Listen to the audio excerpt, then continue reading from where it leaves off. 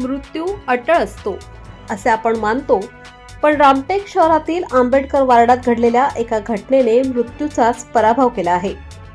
अंत्यविधीची संपूर्ण तयारी पूर्ण झाल्यानंतर मृत घोषित करण्यात आलेल्या 103 वर्षांच्या गंगाबाई सावजी साखरे यांनी अचानक पायाची बोटे हलवली आणि अवघ्या शहरात एकच खळबळ उडाली.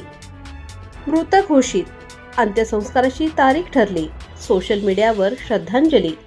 गेल्या 2 महिन्यांपासून बेड रेस्टवर असलेल्या गंगाबाई केवळ 2 चमचे पाण्यावर जगत होत्या. सोमवार दिनांक 12 जानेवारी रोजी सायंकाळी सुमारे 5 वाजता त्यांच्या शरीरात कोणतीही हालचाल दिसली नाही.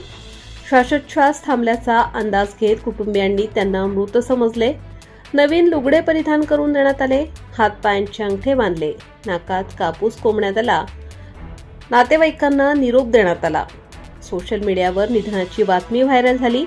घरासमोर मंडप, खुर्च्या, शववाहिनी आणि 13 जानेवारी रोजी सकाळी 10 वाजता अंत्ययात्रा ठरली.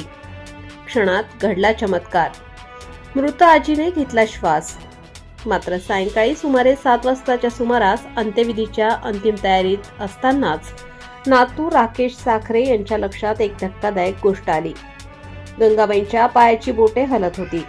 क्षणाचाही विलंब न करता हातापायांवरील बांधणी काढण्यात आली. नाकातील कापूस काढताच गंगाबाईंनी जोरात श्वास घेतला. घरात एकच गोंधळ, रडणं थांबलं आणि आश्चर्याने सगळे स्तब्ध झाले.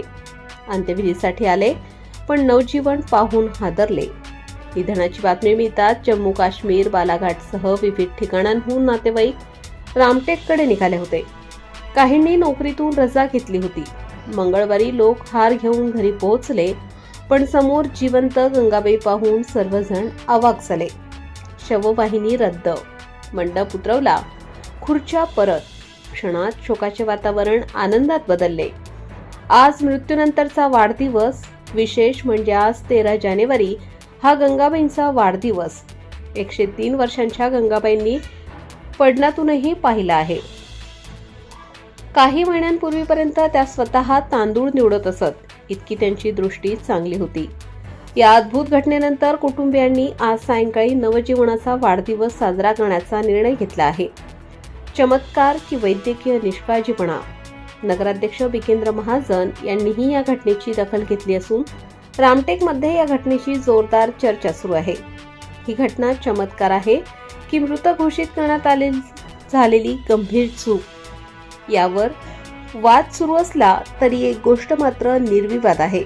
रामटेकने आज मृत्यूवर मात केलेली गोष्ट प्रत्यक्ष अनुभवली आहे. आकाश नंदागवळी, प्रतिनिधी. तू जिवंत आहेस ना गंगामाय? नाही आहेस? मग बोलत कशी आहेस तर? मग आम्हाला पोलिसवाले पकडून नेतील. देवाला सुट्टी मागला. सुट्टी मागलीस आज का? किती दिवसाची मागतलीस? किती दिवसाची माग? आज खूपच मागला. आज खूपच मागलीस आज? आज आखरी मागला. मग कोणासोबत बोलायचं आहे तुले? सांगून दे. कोणासोबत बोलायचं आहे? कोणासोबत बोलायचं आहे? कोणा सांगण्याचे आता? आता वापस नको आता जाशील तर वापस बोललो आता न्या. आता बोलशील नको आता. जल्दी उचलून 50 रुपये द्या गाडीवाल्याने.